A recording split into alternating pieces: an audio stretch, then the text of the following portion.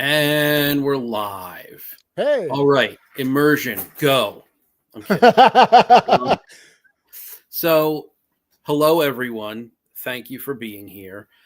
This is a topic that came up as a result of some conversation that took place in one of John's videos. You're getting an echo. Expert. I have an echo? I have an echo. Oh, okay. There we go. Okay. Sorry about that. So, now you have an echo again. I at least for me. I don't know if anybody else gets it. I wonder what's wrong. Well, I'm just going to keep going, I guess. I mean, I don't know what the issue is. Okay. I'm just going to keep going. If I have an echo, I will try to fix it once I change it over to you and you begin speaking. Oh, I see the problem. Forget it. The problem's my end. Okay, cool. I'm so sorry. No, it's no big deal. It's no big deal.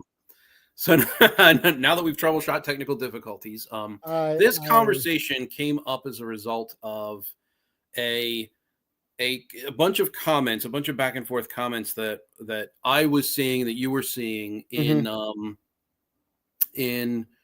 the Basic Experts, John's, I think, most recent video. It might not have been the most recent video, but there was conversation back and forth over immersion and you know what that means. So that we read that and took that and we were like, hey, this is a really interesting topic. Let's do the looking, let's read the sources, and let's have a conversation about it. Yeah.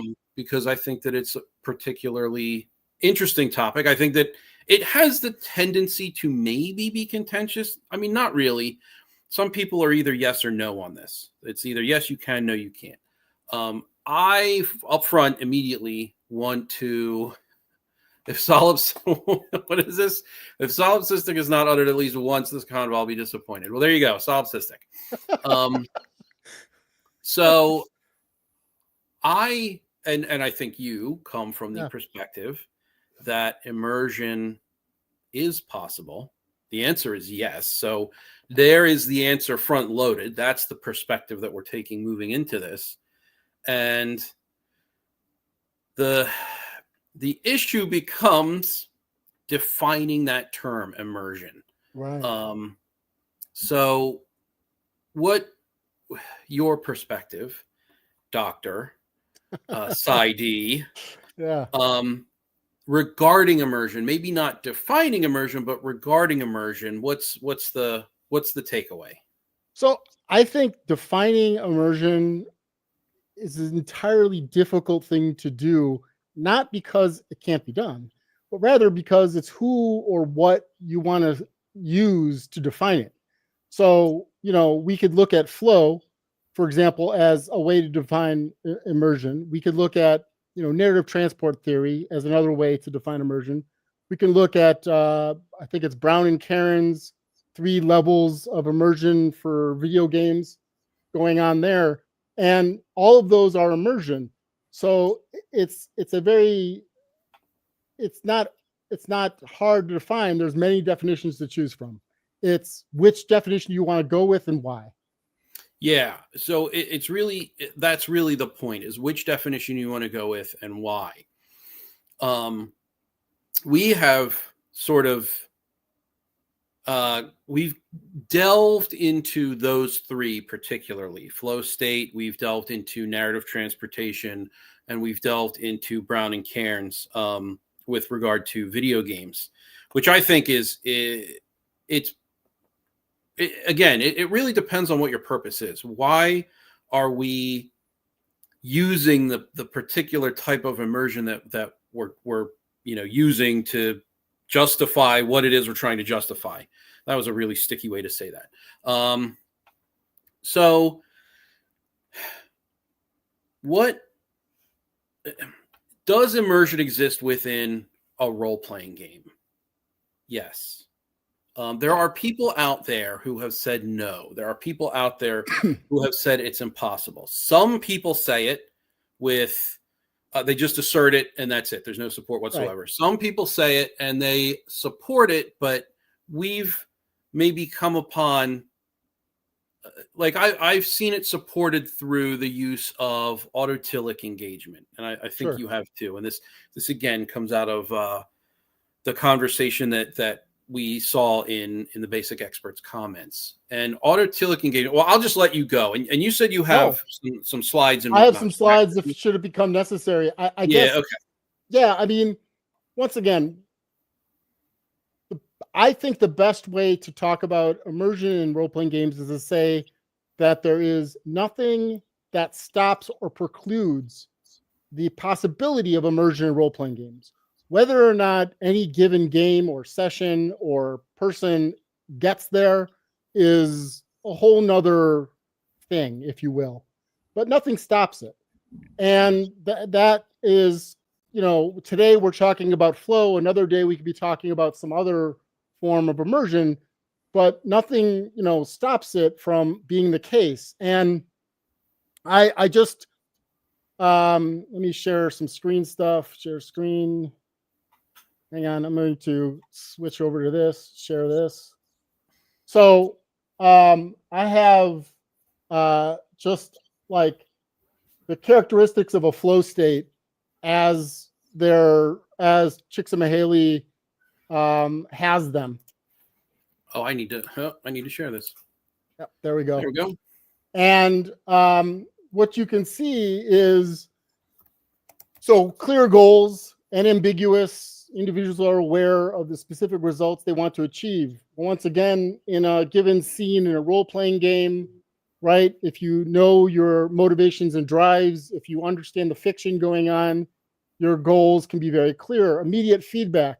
So you're able to get feedback to closely monitor progress toward goals. Well, once again, that happens out of the fiction at the interplay between characters and the GM. Skill, challenge, and balance. Opportunities are balanced for individuals' abilities, tasks, and activities can be realistically completed. Well, once again, we have another situation where that is part of how the fiction plays out.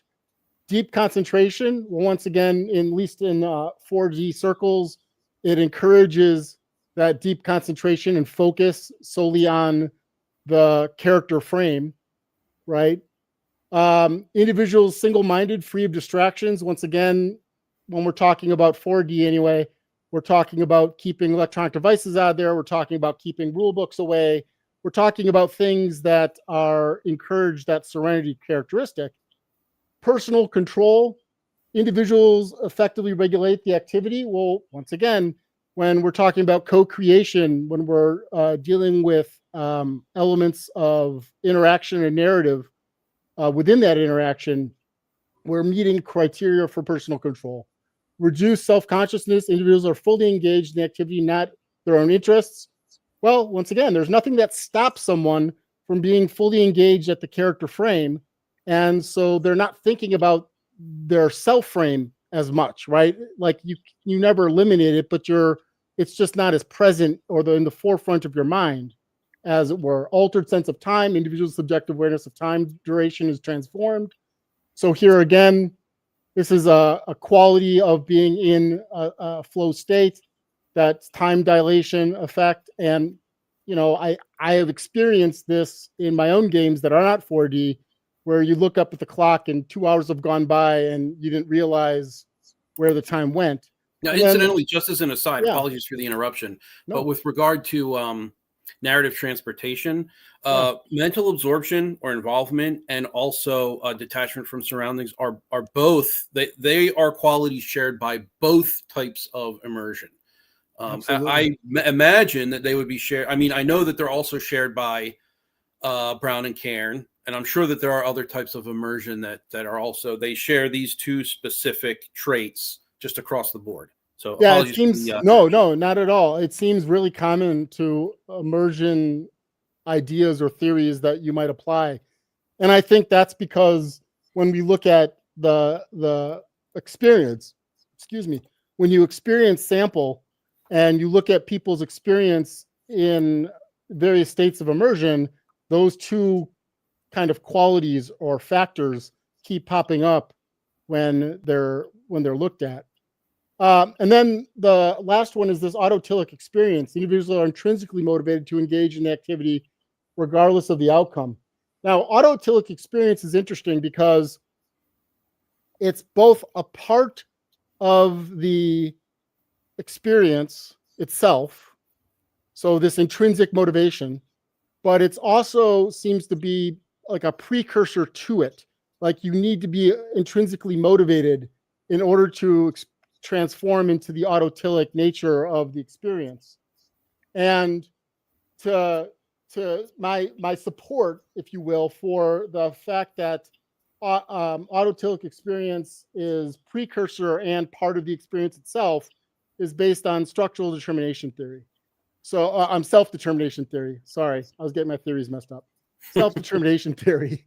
And self-determination theory, suggests that there's some basic needs of autonomy and competence and relatedness that all once again play out in role-playing games as well.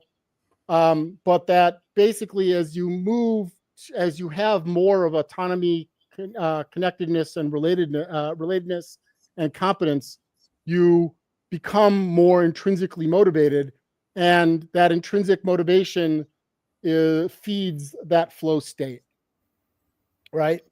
So it's one of those things where, if something is only autotilic, that is only saying in essence that it is intrinsically motivated and you're very interested for the enjoyment of the activity, but you're also saying that that's that you at least have one of the necessary qualities.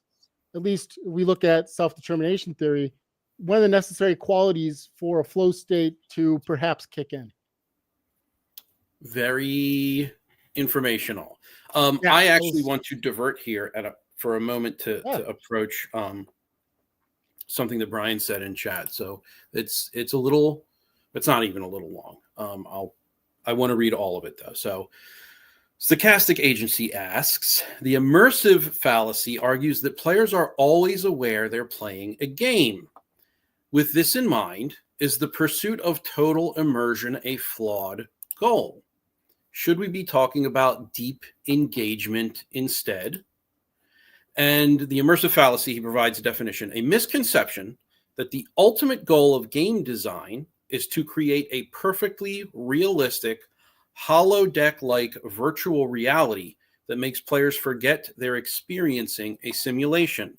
I think that without a clear definition of what is meant by immersion for the fallacy, there's no real answer to be had. I will say this. I will say that to answer the question, should we be talking about deep engagement instead? If we're applying Brown and Cairns, the answer is no. Because Brown and Cairns say that there are three levels to engagement, there are three levels to involvement. There's the engagement level where you are interested in continuing to play. You have devoted cognitive resources toward learning the rules, playing within them, etc. There is then engrossment, which carries with it an emotional attachment. You are now emotionally attached to a character within the game, your own character within the game, the situation that's unfolding, any specific narrative, if it happens to be a video game.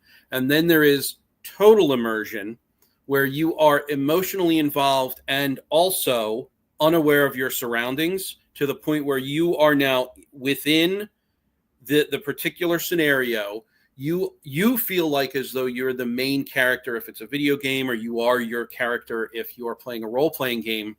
And they are very careful to mention that total immersion is a fleeting state. So it's not something that can be maintained.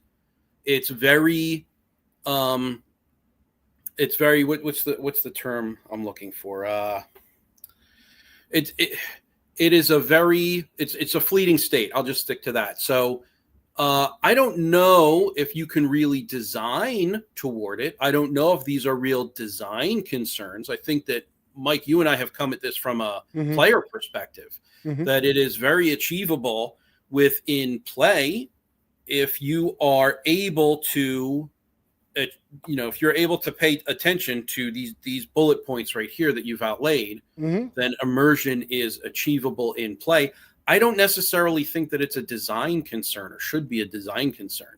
I think that you make the game that you want to make. And then if people want to try to immerse themselves using your game, they can do so. I think that, and I also think it's a very 4D perspective of looking at things. Sure. It's not a matter of what game will let me be immersed or what game tells me I am going to be immersed. It's a matter of whether or not I can achieve it through my own praxis with whatever game I happen to be playing. Some games are going to fight you. We experienced that with Draw Steel. Some games are more adept and permissive at putting you in a good situation where you can achieve immersion. But I don't think engagement's a substitute for immersion.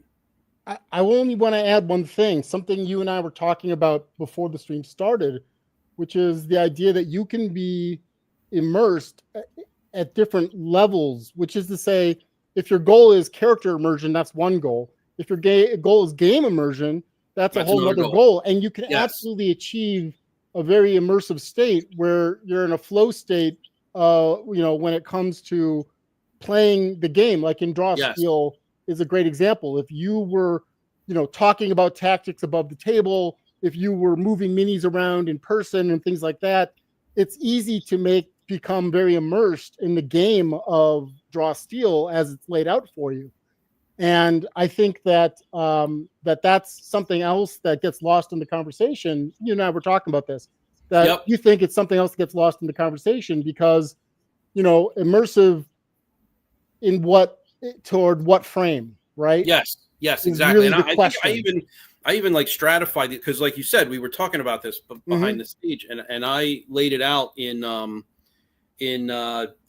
laid it out for the different frames, or 3 frames at least, right? So there's the self frame or the primary frame, which is going to be like a LARP. If you want to focus on that primary frame and you want to focus on forcing your actual real environment to conform to this fiction or I don't like using that word, the fantasy is a better word. If you are looking to engage with rules on an intellectual level, then that might be, and I don't mean to misspeak, so please don't hold my feet to the fire if I state this incorrectly, but I will say this. There are types of gameplay in the tabletop role-playing game hobby that prefer the rules are very forward and very visible, and that is the type of involvement that these particular players want to have with a tabletop role-playing game. You can find immersion in the rules. Likewise, as is with 4D and other character immersive styles of play, you can find immersion at that character level within the game world. So it's not just a matter of immersion doesn't just mean immersion in the character. There is a whole history of convolution in the hobby with regard to metagaming, what actions count as meta, whether or not meta is purely a bad thing, whether or not there are positive aspects to it. Like there's this whole convolution that's taken place. And so when people hear immersion, it's usually about what's happening with the character, what's happening with me as it associates to my character. And that's just not the case all the time. There are different styles of play that want to achieve immersion at different levels. And like you can forget about what's going on in the room around you, you can ignore your phone if it's ringing, you can become emotionally attached in the rules frame. There are emotions to be had in stringing specific rules together in a chain that yield an unexpected or a surprising or a desirable result. You can come away feeling clever. You can come away feeling self-satisfied. You can come away feeling like you really played your part in a group. There is emotional engagement to be found with the rules. And there is emotional engagement to be found, obviously, I think, in that self frame if you want to LARP. There is a lot of, it depends on what your goal is, what your preference is, and what you're looking for. But you can achieve this immersion at every single level, depending on what your goal is. So we're not sitting here saying that immersion is, well, I say we, you've said most of what's been said here, but you are the expert. So But I'm still going to say we are not saying that immersion is for this one specific little teeny tiny kernel. You can only experience immersion if you're playing a character. That's not what we're saying.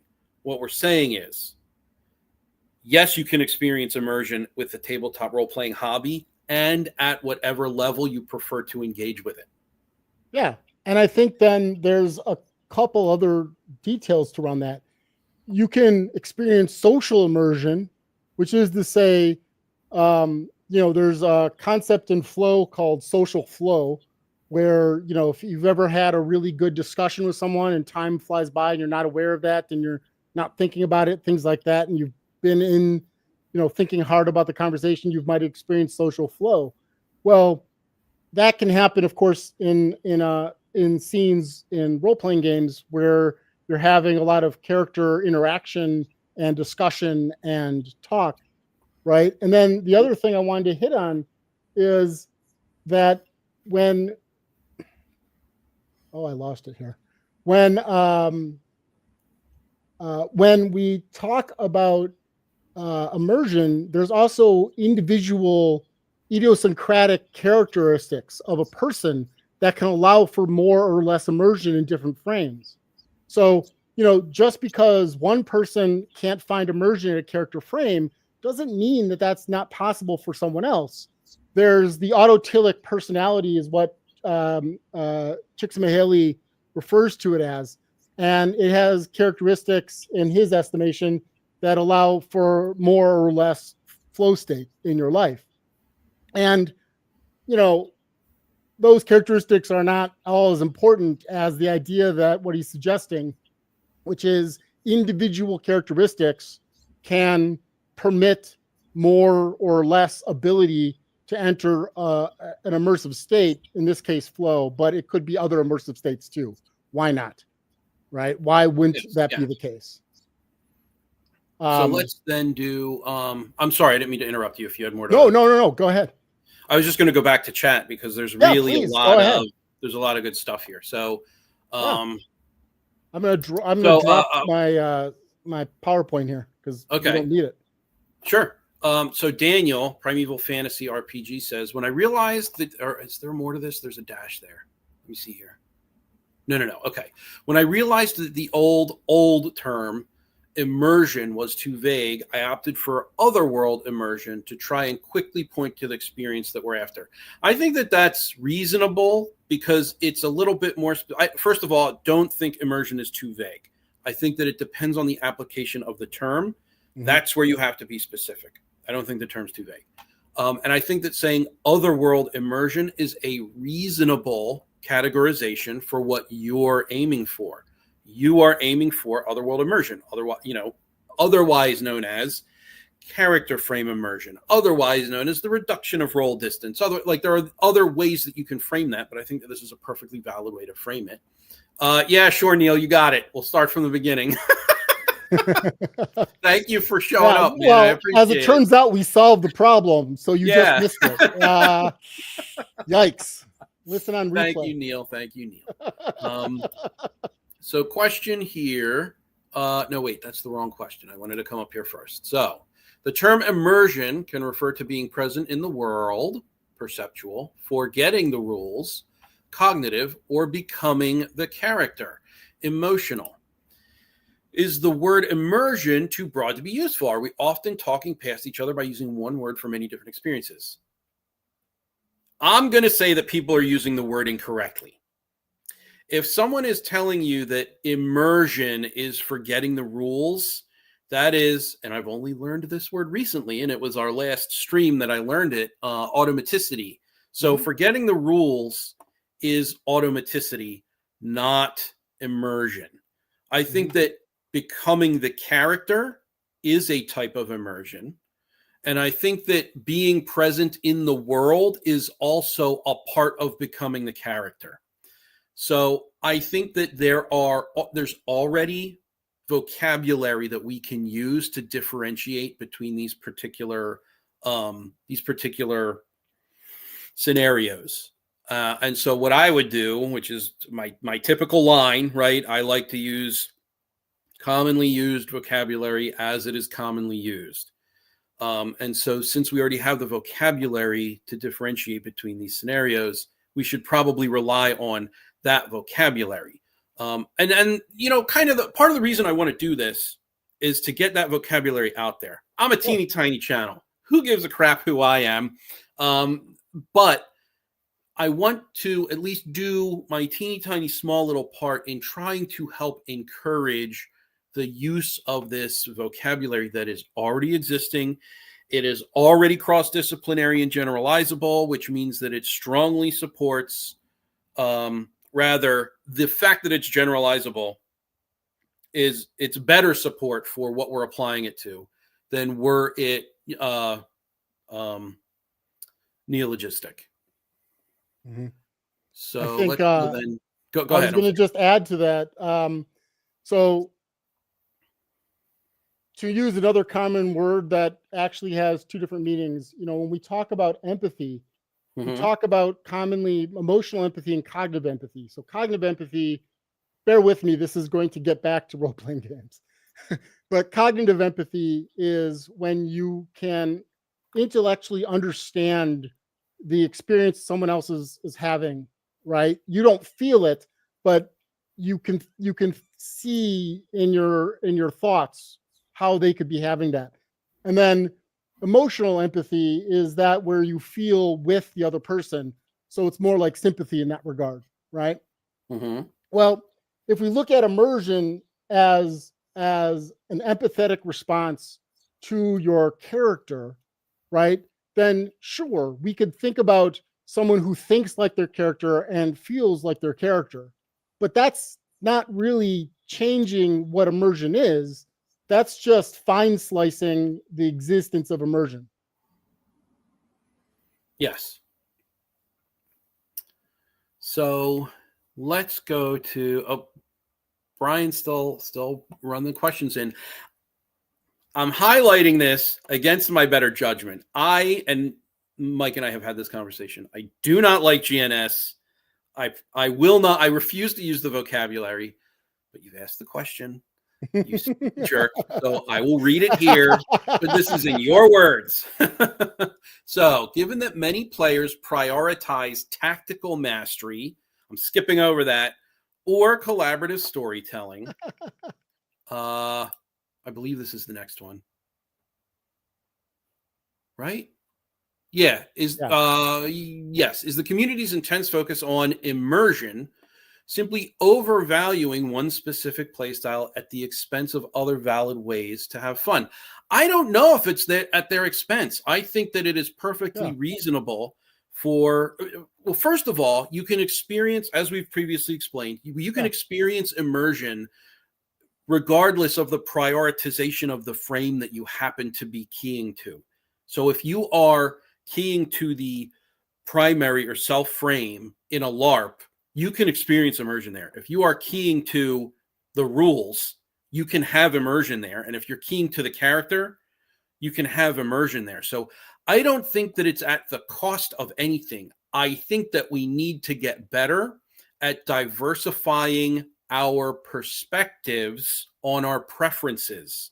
Mm-hmm. Immersion doesn't just mean the one thing. Immersion doesn't just mean in character. Immersion means a wide variety of things to a wide variety of people, and it can be validly applied to each frame.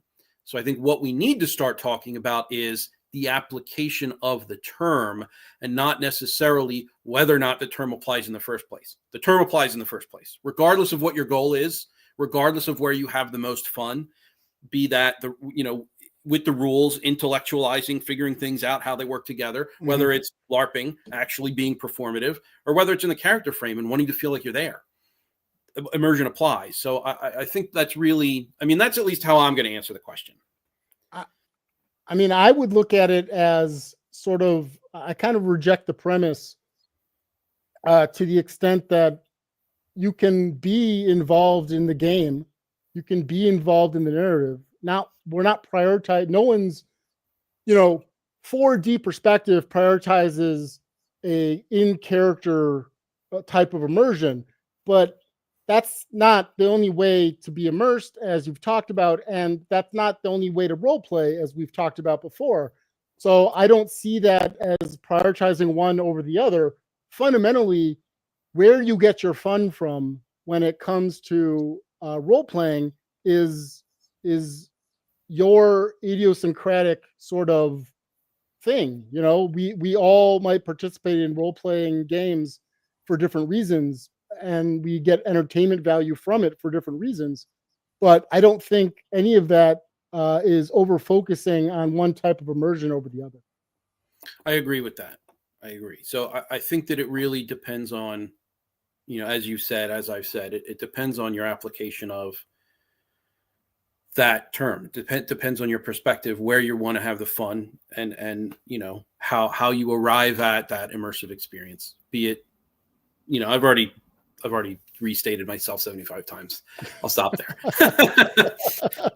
BGD says imperfections in the simulation and the visibility of the frame allow us to experience enjoyment of the game because our knowledge of the frame frees us to focus on the costs and benefits it presents. I knee-jerk want to agree with you, but I might need more explanation on your perspective just to edify, because it's a very interesting statement. Mm-hmm. Knee-jerk want to agree with you, like I said, but I would love to hear more on this if you have the time and inclination. If not, we can always talk later. Yeah, no, I also want to hear more, because what I think he's getting at, and if I'm going to say this, and if I'm wrong, then please correct me in chat or elsewhere. You know how to get a hold of us. But, he followed up. If simulation were perfect and the game frame were unknown to us with no knowledge that the apparent consequences of our actions weren't real, would we feel free to act with the same range of options? Gotcha. The answer is no. I agree with you. Yes. I think that, yes, we do know that it is a game. We are always aware of our primary frame or reality or self frame, whatever you want to term it. And it is that recontextualization of an activity that allows us to experience, phenomenological fun or whatever we're experiencing in the moment. It's typically fun, so I'm just going to stick with fun here. So yeah, I think that's I think that's an excellent observation. It's critical. I think it's crucial. We have to always make sure that we're aware that we know that we're in the primary frame. Right. I was just going to add to that, because one of the things that occurs to me is when we think of by having that primary frame, by having, the lamination occurring between those, one of the benefits of this is that we have a degree of psychological safety. If you were not in a perfect simulation without awareness of frames, as he says, then of course you wouldn't have that psychological safety. A lot of things we do in role-playing games would be terrifying, right? I mean, it would be absolutely, or monstrous, or wide variety of negatives. It would be a wide variety of extreme emotions. Yes. But the benefit of having the primary frame laminated to all these other frames fundamentally is that you can be playful. You can play with the idea that, okay, let's assume I'm being attacked by 10 orcs and I have these friends and we have these powers, and now let's go. And that makes it fun, right? It's the same thing with a roller coaster. A roller coaster without all the safety features would be terrifying. But a roller coaster, knowing you're fundamentally safe, is exhilarating. Mm-hmm. Yes. Z, glad to have you. Thanks for coming. Hey, all right. Thank you, Lionheart, letting Z know that I guess we're doing a charcuterie in chat. Awesome. So let's see if there's anything else in chat. Said I missed the first 20 minutes. Can chat catch me up? Oh, okay. That's just can chat. It's a chat catch me up. I came to flip the table.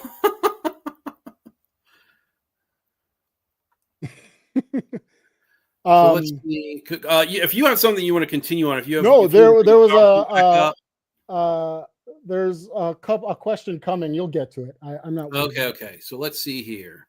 Let's do Daryl. All right. It takes a really altered state for some people to see a positive hallucination. Other people see positive hallucinations all the time. They call it thinking. Interesting. So positive symptoms of psychosis, just to clarify here, are things like hallucinations and delusions. They're things that are present but shouldn't be, usually when we talk about psychotic behavior, right? Yes. So, the idea is that, the hallucination, the experience, sensory experience that's not real, right? We call that thinking. So the idea is, in your head, of course, you can experience all manner of delusions and hallucinations that necessarily may not, go beyond that. But there's also a state of flow of immersed in your own thoughts that goes with this. Indeed. Hey, Gary, thanks for stopping by. I appreciate it. Glad to see you in chat. I'm just going to throw this up there for no reason whatsoever. Hello, Grog. Hi, how are you? No reason.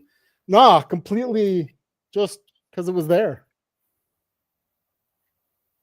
This is very true. Can't get immersed in things I'm not interested in. Yeah. Very true. Absolutely. That's why I think the autotelic response is so key to the type of immersion known as flow. Yes. Neil, this is the deepest dive into Bubsy you've ever heard. Thank you. So let's see. Hey, Charlie, what's up? I think you skipped Zolinar. Is there a question here that I missed? Yeah, have you guys? There we go. Into the differences of immersion and flow. Are they the same thing? Is there a difference? We have kind of gotten into that, but I'm happy to restate for you so you don't have to, get yourself caught up. Yeah. And by me, and by I'm happy to, I mean, I'm going to force Mike to. Thanks. No, I mean, the answer is it's one sort of type of immersion.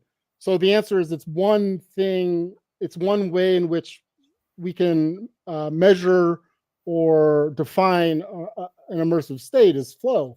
Are they the same thing then? Well, if we look at it as a form of immersion, sure. And is there a difference? Well, when it comes to role-playing games, the differences would be how the qualities that go into flow, how those are evidenced in the game, like how those play out and are experienced in the game. But there's nothing about a flow state that is precluded from having that experience either individually or socially in a role-playing game. So that's the summation of it. Brian, again with a question, is the ultimate goal of immersion to achieve a form of temporary escapism, or is it to gain genuine insights and personal growth by exploring different I'll get there. Different facets of our own personalities through the mask of a character?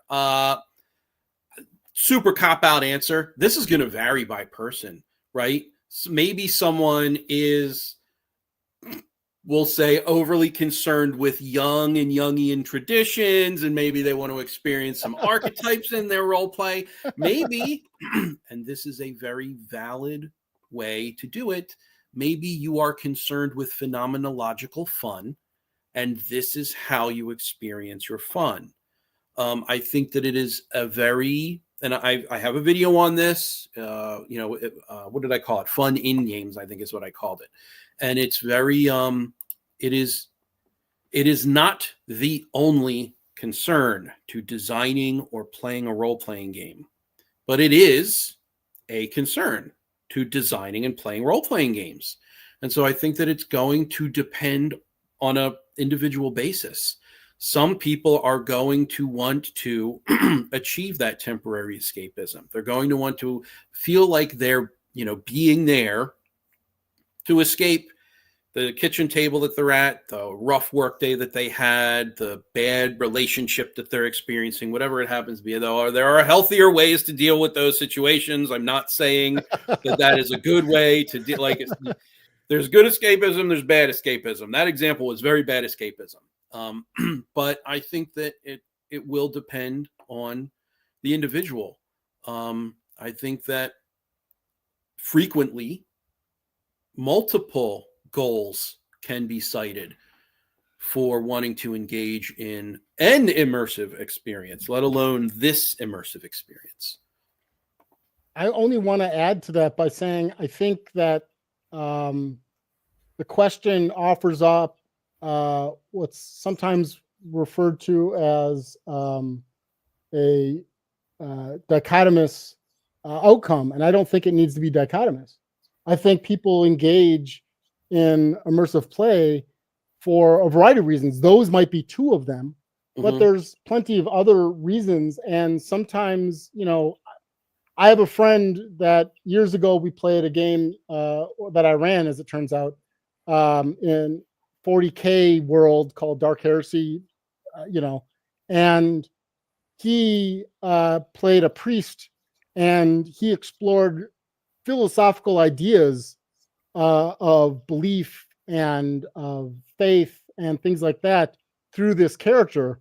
And that had the added benefit for him of having him sort of think about his own faith and his own belief systems. But for him, then, the idea wasn't about necessarily being the character or necessarily, putting on a mask and, escapism. The idea there was philosophical. He was, able to explore ideas outside of him and then, take from that the things that worked for him inside his own self. There's a name for that with narrative transportation, and I can't remember what it is. It makes someone less resistant to messaging. Now, again, this is narrative transportation, not necessarily autotelic engagement. One is performative, one is passive. So as you're passively consuming a book or a film, if you are able to experience narrative transportation, then one of the results, or maybe one of the prerequisites, is that you are less resistant to any messaging that's contained within the specific narrative, which would sort of prompt that sort of thought. While you are experiencing this in-world crisis of faith, you may experience your own crisis of faith for the thought processes that you're exposed to in the game. So let's continue going down chat. Yeah, so we have please. Tiger Uppercut. Thank you for coming in and hanging out and saying hi. There's something special about a good RPG session where the memories of it can be extremely vivid. Completely agree. I don't think you'll find much disagreement in the chat. Not at all. Yeah. BGD. Role-playing is such a complex and multi-layered pastime. I think it's easy to argue that fun can be sought across various dimensions during RPG play. Sometimes 4D experiences yield it, and sometimes the fun can be had by zooming out to play the chess game in a tactical encounter. Absolutely. Agree. It depends on what a person's preference is, what their focus is, where they want to experience the immersion. What I think, honest to goodness, I think that emotional engagement is really it's the pin on which this entire thing turns. If you are excited about engaging in rules, excitement's an emotion, then that's going to help you get into an immersive state when you're focusing specifically on the rules. If you get more emotional with, as an individual, dealing with other individuals, that's going to help you get more immersed in a character frame. If you are more, if you're more interested in experiencing wonder, wide-eyed wonder, then it's likely going to be some sort of LARP primary frame conversion that you're going to be interested in. But I agree. I think that, it just depends on the individual. Z says, I'm sorry, go ahead. No, go ahead. I continue. Yeah. I need to shut up and give you a chance. No, not at all. I would have just said, yes, I agree, ditto, and move on. But okay. I was actually waiting for a different one to be highlighted, and then okay, I'll get to it. I'm a little bit behind, so please do bear with me. So Z says, a big part of my enjoyment in role playing is not just being immersed in my character, but to achieve a flow with the players. The back and forth as we all take turns and expand the mindscape. Absolutely. And this is going to be a different frame that you're focusing on in finding this particular type of social flow. Yes.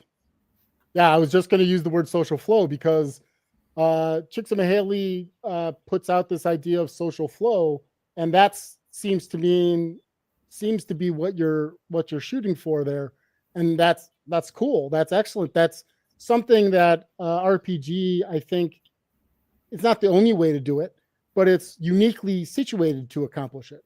Mm-hmm. I agree. So we're going to do, okay, let's do BGD again. A savvy role player can look for man, got my mix all talked up today. A savvy RPGer can look for rewarding opportunities for enjoyment of the play experience on all of these levels simultaneously. I don't want to disagree. I don't think I disagree. I just don't know if I've ever actually set out to do that myself. I think I usually focus on one or the other, right? Personally, that doesn't mean no one can do it. It just means that I personally only really ever seek one. That's a very interesting comment. I wonder, because I've always approached it like, especially with the in-character stuff, I've always approached it like, there are things that have to get out of the way. Sure. These have to get out of the way. These rules have to get out of the way. These calls to discuss with the GM, these calls for tactics that are above the table, these all have to get out of the way in order for me to get into the character experience. I think that's still true, but I don't know. It's something for me to think about. It's not something I've considered. It's definitely something for me to think about. I would suggest that, to venture into waters that might be too deep for me here, I would suggest that, sure, is it possible and likely even? Sure.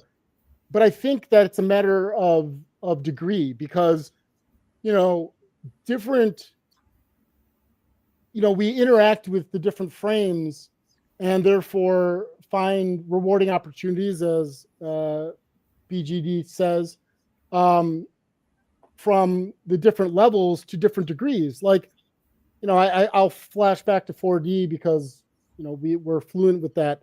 But yeah, our heads are really there right now. Yeah. With 4D, the idea is that we want the mechanics to sort of inform the fiction that's going on, but we don't want it to get in the way of the character that we're trying to portray. Yeah. And so it's not at all that that it's being dispensed with. It's playing a critical role, because without that, it would not be something I would find enjoyable. But it's just that we're putting that on a continuum in a different place than if we were getting absorbed solely by the mechanics and the narrative was just an excuse to use the mechanics. Then it's not that we can't be engaged with the narrative and the mechanics, but rather that we're just sort of a matter of degree. It's a matter of continuum and sliders, not sort of all the same at the top level all simultaneously. So that's how I would look at it. But yeah, I would say, sure, you can find enjoyment from all of that, of course. Dark Heresy fans. Woo! Oh, this is the next one. No, don't pass up exploring ideas. Oh, this one here? Yeah. So the only reason I wanted to respond to this is because both of all, I think it's funny, but but also because I knew my friend was embracing that aspect of being an ecclesiarch, and of course, space fascism is what 40K and the religion is all about. But so I kept on raising challenges to, because he started very classic ecclesiarch in the 40K setting in an inquisitor's, under the inquisitor's employ. And I kept on challenging that sort of dominant one-sided view, which led to him engaging with the philosophical play. So to me, the fact that it was, space fascism. Woo. It's my fault. You can blame me. I did it. Well, I was tongue-tied. The fact that was going on actually helped, I think, because it gave him a stance from which to begin with, and it gave me as the GM something to push at and poke at and prod at from different angles throughout play. So yes, I absolutely, and yes, it did get him thinking because he wasn't. I think he would be. He could say that he became more radical as the time went on. Space radicalization. Space radicalization. Neil says Pentiment was a game that helped me better understand religion and how it takes existing lore and transcribes it into their explanation of the world and the unknown. That's very interesting. I am not familiar with the game, so I'm gonna. Yeah. That's a note that I'm gonna take away from this. Yeah, me too. Brian again says, and he did say that he came loaded, so I appreciate this. I like it. Yeah, me too. Modern games like Blades in the Dark give players authorial tools like the flashback mechanic. Don't these mechanics, which encourage a director stance, more vocabulary I cannot stand, but I'll grant it because it's you, prove that deep first-person immersion isn't necessary for a compelling TTRPG experience? I don't know if it proves it. Also, I'm going to maybe need a bit more information on what you need by like first person immersion. Do you specifically mean like character first person immersion? Do you mean like primary frame reality, individual first person immersion? And it really all depends on where you're applying the immersion to. Like I might need a bit more to answer this question better because I'm a little, let's try again. Modern games like Blades in the Dark give players authorial tools like the flashback mechanic. I don't even know if I agree that it's an authorial tool. Anyway, don't these mechanics, which encourage a director stance, prove that deep first-person immersion isn't necessary for a compelling... So let's grant everything in your question. Let's grant that they are authorial tools. Let's grant that you are assuming a director stance, as much as I absolutely do not like that term. Let's say that we are going to provide a compelling TTRPG experience. So I would assume that within this particular example, your immersion is going to come from the director stance. So whatever that means, whatever cognitive elements are associated with the director stance, I mean, I don't know. I mean, like, is the overall question, is immersion required for a compelling TTRPG experience? I want to know what you mean by compelling. You can have an engrossing experience without total immersion. You can have an engaging experience without total immersion, going on, Brown and Carrott's terminology. So, like, I feel like I need more. I feel like I need more to really get to the bottom of this particular question. Well, the first thing I'm my knee jerk, just knee jerking this because I agree with you. More information is required here. He does specify, I believe, that he meant in character, which I assume is character frame. So, there's that. But I think that, and I'm not clear exactly what he means by director stance. So that's a little vague to me. But I don't think there's very few things that prove, and I use the word prove in the scientific sense, pretty much anything. Like, all it might mean is that, as you say, we engage in a director perspective or a director frame, and, there's that. Or that we engage in the in-character, because when you do a flashback in Blades, you're playing it, back in time, but you're playing it as your character. So you're not necessarily, you could have that scene could be an immersive scene for you, and that nothing's precluded from having that experience. So now, in order to call the, and apologies for the interruption. No, go ahead. In order to call for the scene, you have to vacate the character frame. Like, you have to refocus. Right. You engage in a game frame. You have to refocus onto the game frame. But, like, right. I don't know if that's necessarily important. And I mean, there's a lot here that I need to ask more questions. Yeah, I hear you. Information. I mean, even if you have to vacate to the game frame to call for the scene, that doesn't mean the scene itself can't be immersive. But also that we also already, I think I would suggest that there's certain systems that just lend themselves to character frame first-person immersion more readily than others, but that doesn't mean those other games don't do something else that would be very immersive as well. Yeah, and I don't know. I mean, I don't think like an activity doesn't have to be immersive to be satisfying. No, not at all. I don't get immersed in my work during the day, and I Sure. mean, sometimes I do, but I frequently don't, and it's still satisfying to get things done at the end of the day. So I don't think any activity needs to be immersive to be satisfying or to be compelling. Right. No, I agree. Yeah. Critical Role mentioned. Well, it wasn't me, Conway. I mentioned Critical Role. I don't know. I must have been in chat. I'm kind of skipped far. Oh, hey Todd, what's up? Thanks for showing up. Appreciate it. Hey.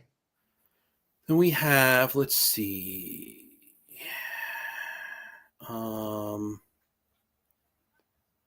We have Dean. Hey Dean, what's up? Space Mussolini for sure.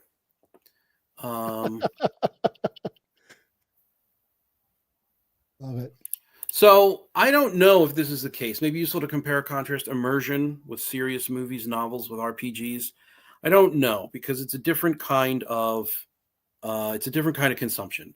Books and movies are passive. You're not a participant in shaping the events. In a role-playing game, you're a participant in shaping the events. That's why a flow state or autotelic engagement is more appropriate to apply to role-playing games than narrative transportation, because narrative transportation, it sort of requires that it's a passive consumptive effort, and autotelic engagement requires that it's a participatory whatever I just said. I'm losing my vocabulary in the moment. Yes, it is the F words, effing everything up.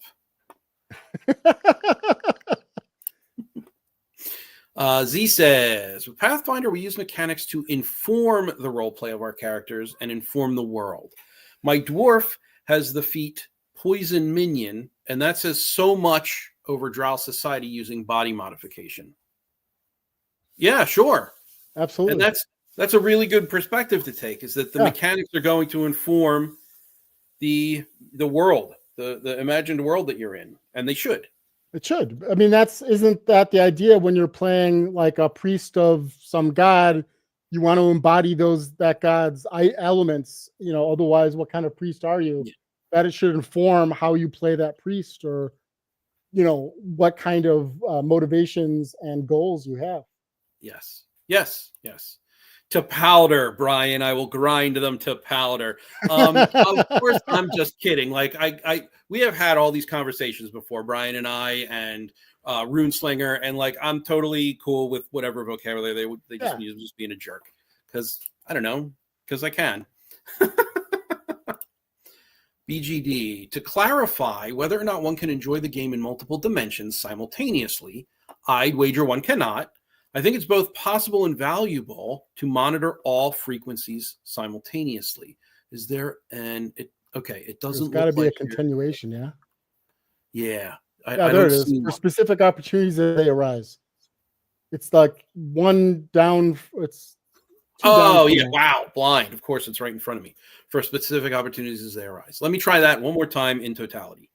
To clarify whether or not one can enjoy the game in multiple dimensions simultaneously, I'd wager one cannot. I think it's both possible and valuable to monitor all frequencies simultaneously for specific opportunities as they arise.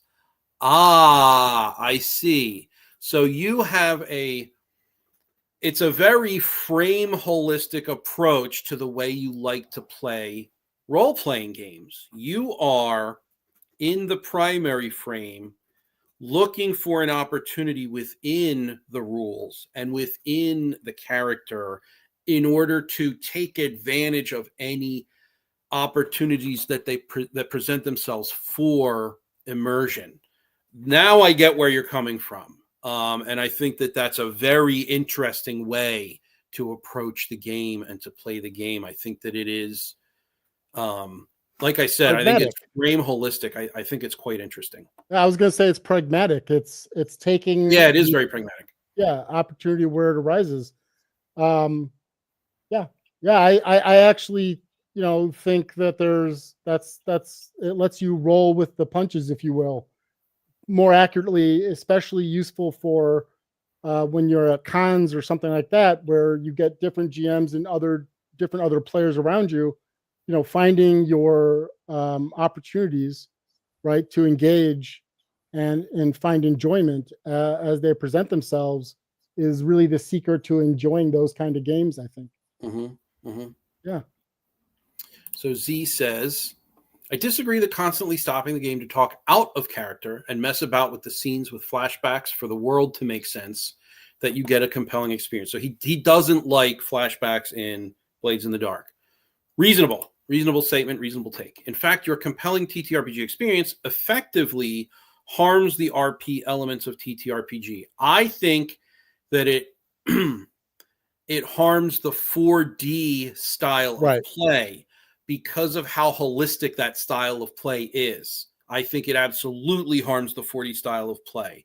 I don't think I necessarily think that it's less compelling because, and again, this is the cop-out answer of the stream is it's going to depend on the individual. I think wherever they want to find their engagement, engrossment, and immersion is where they're going to find it. And I think that immersion is no less valid than types of in-character immersion. But I get where you're coming from. Of course, I get where you're coming from, right? Like we both subscribe to that same school, so I get it. Daryl mentioned something about Blades in the Dark, just two above. There you go. In Blades in the Dark example the Blades in the Dark example is a co-creation element. Immersion, just not character immersion. I don't know. I don't know if that's a correct application of the word immersion. At least in the way that we've been using it. Yeah. I'm not going to say it's wrong, but I will say that's not, I think, the way we've been applying it for the stream. Yeah, I would say that the scene in which you role play the flashback would be immersive potentially. And yes, I think there's a co-creation element to a flashback, but I'm not sure that it's a different non-character form of immersion. I think that I do agree that it is a non-character form of play. Yeah. I don't know if it's necessarily immersion. Yeah, I don't know if. Yeah, I don't think that that's the way that we've been applying the term for the stream. Yeah. Not that it can't be applied that way. I would just probably need more information from you. Yeah, fair enough. Brian says director's stance is where the player has direct control over narrative elements, as in I act as the GM for the flashback. So, calling for a flashback, saying up flashback would be essentially director's stance. So I go back to his initial point. I don't see how that proves anything. Not to be too on the nose, I think what it suggests is that at the game frame, there is a way for a player to take an element of GM control, but I still think that when you role play the flashback between the GM and the player, you still have an element of immersion there that is possible. Yes. Dean says, wish I could have caught this from the jump. I'm interested in the topic. Well, good news, Dean. It's recorded. Oh, hey, Jordan, what's up? Elder Goblin Games stopped by. Thank you so much for swinging by. I appreciate it. Let's see. Okay. Did you guys agree on what immersion means? Yes, but we qualified the answer by saying that it depends on whose definition you're using. We went through Brown and Cairn as it applies to video games, which is easy enough to map onto role-playing games. Mm-hmm. We went through the flow state guide. Csikszentmihalyi, is it? How are you saying it? I learned it Csikszentmihalyi, but I that may be wrong, or it may just be an alternate pronunciation. With the autotilic engagement, we've gone through narrative transportation, which is another form of immersion, or maybe another phenomenon that incorporates immersion, however you kind of want to talk about it. So yes, we have defined it, and we have defined it in several ways. I think generally speaking, we've agreed that the immersion as autotelic engagement is really kind of what we're talking about with role-playing games, because there's an active participatory element with regard to the activity. It's not just the passive consumption of a book or a film. Has autotelic been covered? It's been mentioned in the Rutledge Handbook recently. Yes. Autotelic is something that we went over close to the top of the stream. It was in the slideshow. It is either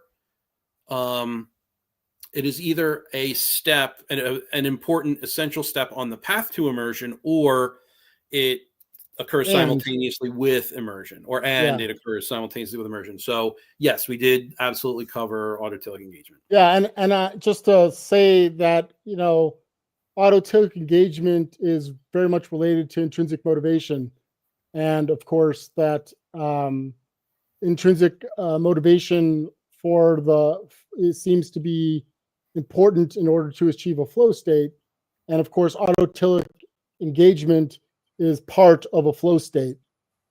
So, we talked about those elements as well. Yeah, because I use self determination theory. BGD says, "You understand me exactly, James. Well said. I understand you because you explain yourself well. You are very articulate." So, let's see here. Let's see. Flashback is I misclicked. Flashback is meta, but the application is situation appropriate. Oh, we're still talking about BITD, I think. Mm-hmm. Okay. Z is explaining to Dean the sort of the application of immersion that we've been through, that it depends on your focus, your frame focus, and whatnot. Hey, Elf Hunter, what's up? Thanks for swinging by. Appreciate it. Okay, Captain Conway, let's see. One of the aspects of immersion that is worth mentioning of 4D play is the notion that play occurs in real time. That is, you must always be imagining the mind frame of the world, opposed to atemporal play, where the players can pause, ask out-of-character questions, test drive their turns, etc. For us, the 4D players, one-to-one time means something else. If you say nothing, then your character does nothing. Yes. Yeah, I think that's, yeah. Let's see here. We have BGD. Flashback mechanics and other similar player-facing authorial tools are merely another tool in the toolkit for modern RPG designers and GMs. Inherently neither good nor bad, with value varying with tastes. Agree. Totally. Like, I've played Blades in the Dark. I had a blast playing Blades in the Dark. I've played with Mike, so we were in a game together. We had a good time. Yes, I had a blast playing the game. It was great. It was really very enjoyable. But I know it's not everyone's thing, right? Doesn't have to be. I had never played it before. I wanted to understand the mechanics. I had a blast. It was a good game. By a certain standard, I guess. It depends on the measuring stick you're using, right? I apologize for my dog. Oh, you're good. You're good. Spoken like a designer.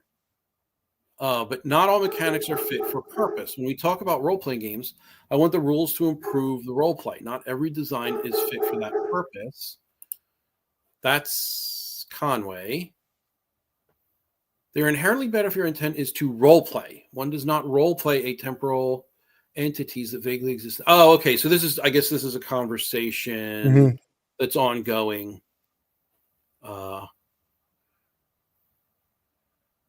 Wait, did we pass by something? I don't know. We just passed by my idea. This is perhaps how I would define this aspect of immersion. Temporal immersion. This one can be defined objectively, not subjectively. I didn't mean to pass by anything.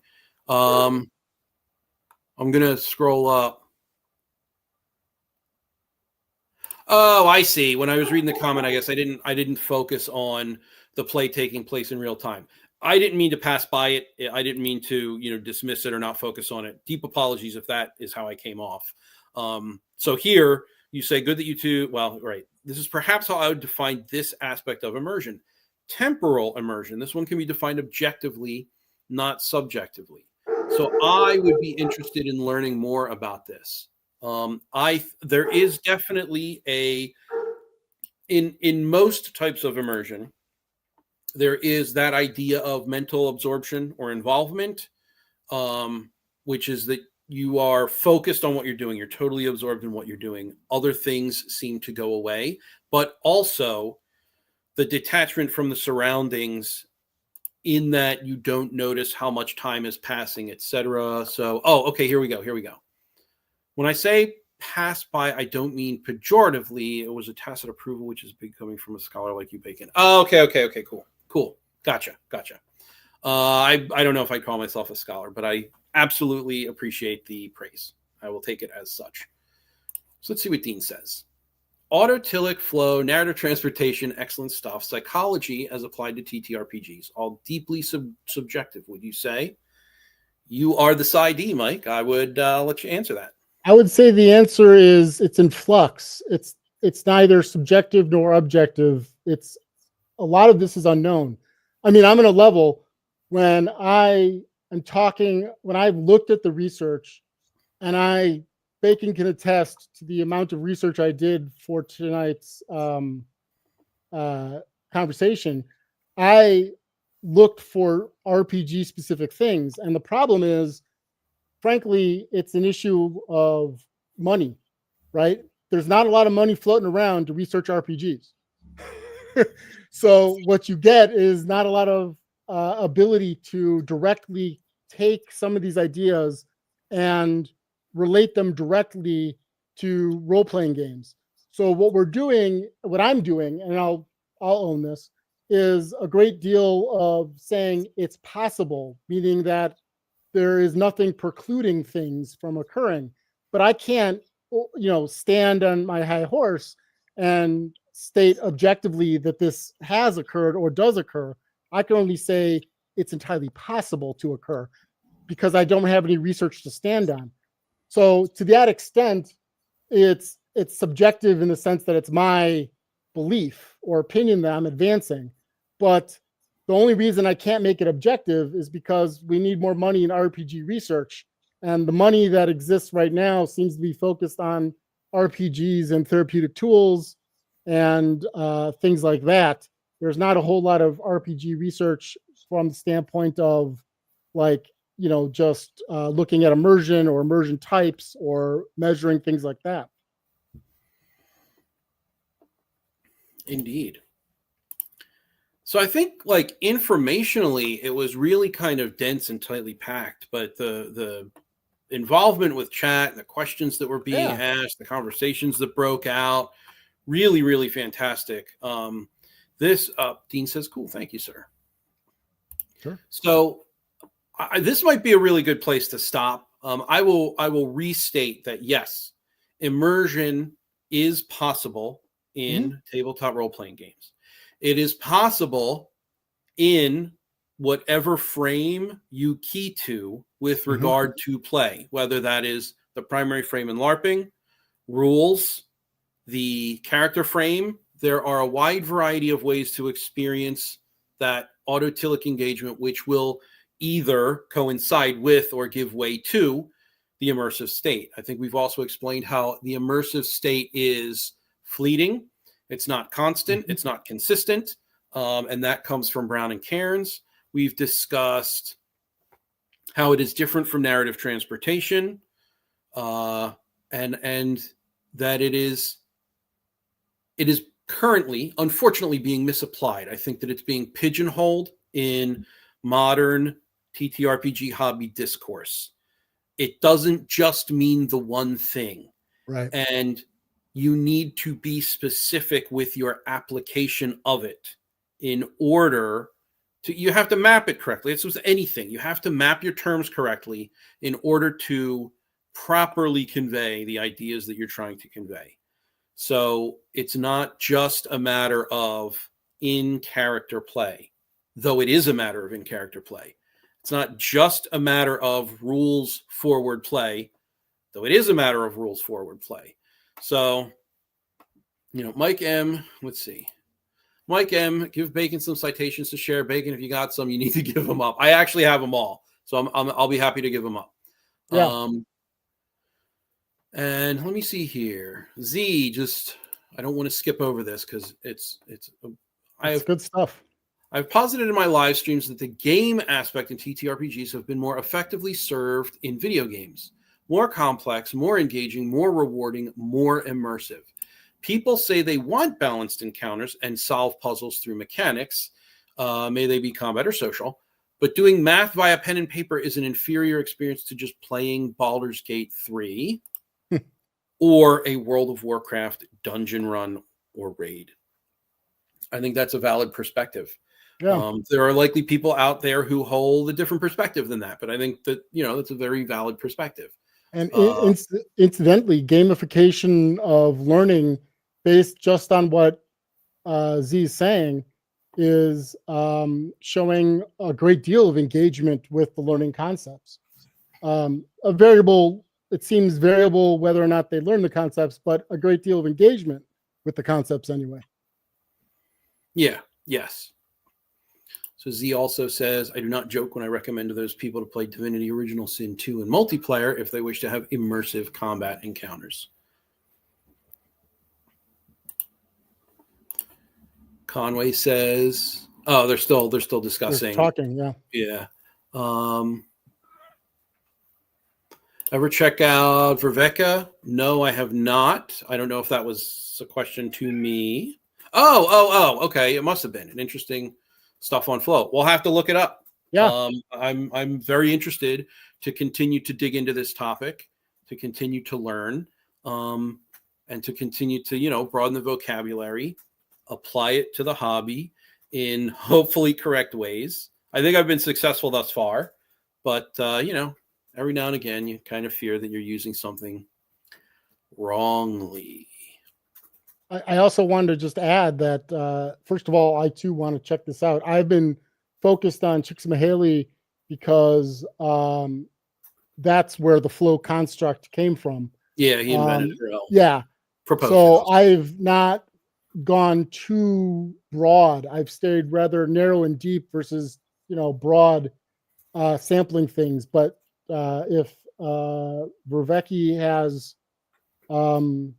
other perspectives on this, that's great. All right. Well, at an hour and 17 minutes, we may have capped off, unless there's anything else. Well, there's one more. Daryl brings in this idea of cognitive load theory. Oh, okay. Yeah. Attention is a limited resource. When the cognitive load is too high for an individual player, it fights against immersion for some people's bandwidth. Sure. So this gets back to automaticity and your ability to interpret mechanics quickly and easily. And of course, different people have different mastery levels of the mechanics for different systems, right? And absolutely, what might be a high cognitive load to one person could be a very low cognitive load to someone who's got high system mastery. So absolutely, those kind of things, if your goal is in character role play, then absolutely the cognitive load can be an impediment to doing that. But if your goal is, of course, game level role play, game level immersion, then even there you can find that struggling with the mechanics can be an impediment because you don't know how to, make a hit or how damage works or some other, the grappling rules or whatever element of that. And so I think that's that there's a whole nother area on cognitive load and, on learning and thinking that could be done as it relates to role play as well. Agree. So Captain Conway to you says, this was my first time seeing your arguments, Mike. I enjoyed them. The work you put into the topic is evident, and it really helped us all here understand the topic. So thank you. Yeah, welcome. Excellent. Glad to do it. And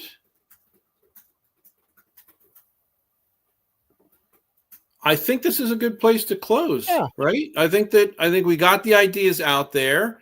This is how I will likely be talking about immersion moving forward. You haven't heard the last of Mike, obviously. I think that he'll be back. Sure. I would not pretend to speak for you. So I will say I would like to have you back quite frequently. I'll be back. So I'm very happy to have you back on. This is appearance 2. I think they've both been fantastic. Yeah. Again, thank you everyone in chat for the thank you BGD. Thank you everyone for your participation, your questions, the conversations that came up. You guys have been great, and I think we're going to call it here. So thank you. Like and subscribe. I guess I'm supposed to say that. So there, I said it. And we will see you guys later. I guess I'm going to say that I have that metagaming video still in the works, but that one's been like, I've been fighting it. It's been fighting me. It'll get out eventually. But, I'll see you guys later. Take care, everyone. And thank you again. Take care. Bye-bye.